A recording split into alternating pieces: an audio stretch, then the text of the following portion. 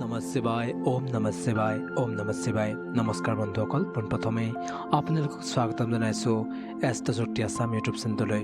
বন্ধুসকল, আজি এই ভিডিঅ'টোত আমি আলোচনা কৰিম বসন্ত পঞ্চমী বা সৰস্বতী আই পূজাৰ দিনা আমি কি গোপন নিয়ম পালন কৰি আমি জীৱনত লাভান্বিত হ'ব পাৰিম আৰু সৰস্বতী আই বিশেষ আশীৰ্বাদ লাভ কৰিব পাৰিম। আৰু এনে কিছুমান কাম আছে যিবোৰ কাম সেই দিনটোত ভুলতো আপুনি কৰিব নালাগে, যি কাম কৰিলে আপোনাৰ বিৰূপ প্ৰভাৱ পৰিব আপোনাৰ জীৱনলৈ।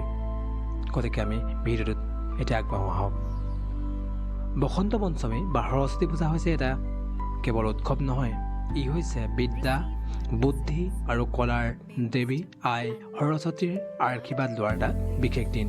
গতিকে এই দিনটোৰ সৎ ব্যৱহাৰে আমাৰ জীৱনলৈ কঢ়িয়াই আনিব সুফল আৰু শান্তি।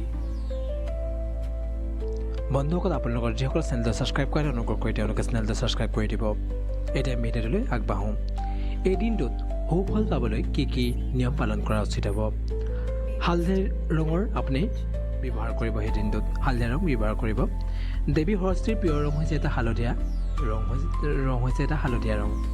সেয়ে পূজাৰ দিনা আপুনি হালধীয়া বস্ত্ৰ পৰিধান কৰিলে আপুনি সুফল লাভ কৰিব পাৰিব। যদি নোৱাৰে তেন্তে অন্ততঃ হালধীয়া ৰঙৰ এটা কপালত ফুট ল'ব, নহ'লে এটা হাতত হালধীয়া ৰঙৰ সূতা হ'লেও হাতত লৈ সেই দিনটোত ব্যৱহাৰ কৰিব। ই আপোনাৰ জীৱনলৈ একাগ্ৰতা বৃদ্ধি কৰিব আৰু আপোনাৰ জীৱনলৈ শান্তি কঢ়িয়াই আনিব।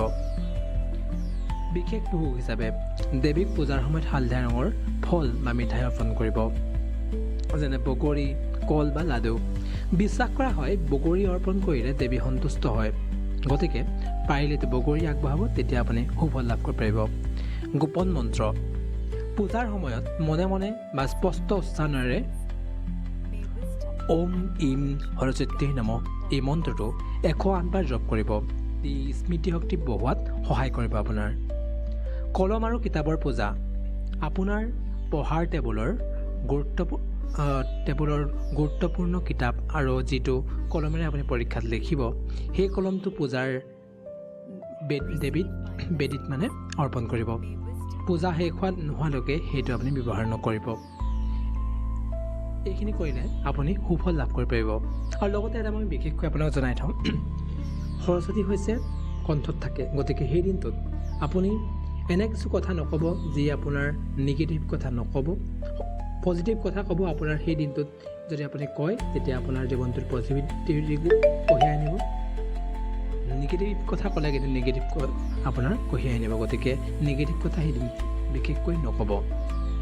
এতিয়া আমি জানো কি কাম সেই দিনটোত কৰাটো ভুল হ'ব আৰু সেইটো আপুনি ভুলতো নকৰিব, অধ্যয়ন নকৰিব। পৰম্পৰাগত নিয়ম অনুযায়ী সৰস্বতী পূজাৰ দিনা কিতাপ কলমক জিৰণি দিয়া হয়। সেইদিনা পঢ়া শুনা কৰাৰ সলনি কিতাপবোৰ দেৱীৰ ওচৰত ৰাখি শ্ৰদ্ধা জনোৱাতহে উচিত হ'ব।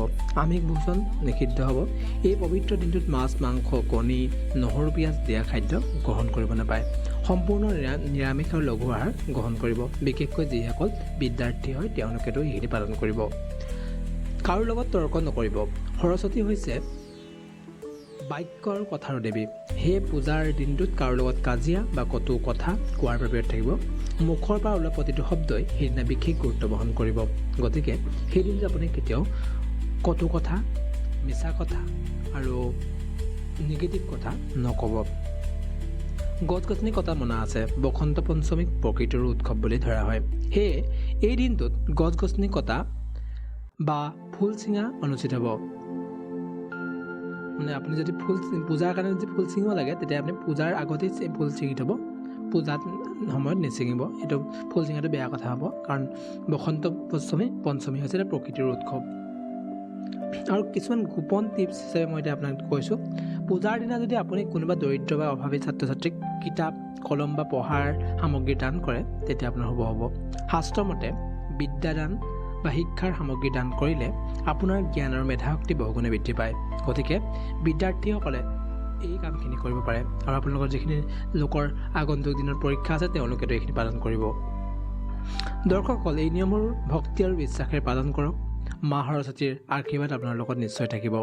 আশা কৰোঁ সকলোৰে মা সৰস্বতীৰ আশীৰ্বাদ লাভ কৰক। তাৰ এই কামনাৰে আজিৰ ভিডিঅ'টো ইমানতে সামৰণি মাৰিছোঁ। জয় শ্ৰী ৰাম, জয় শ্ৰী ৰাম, জয় শ্ৰী ৰাম।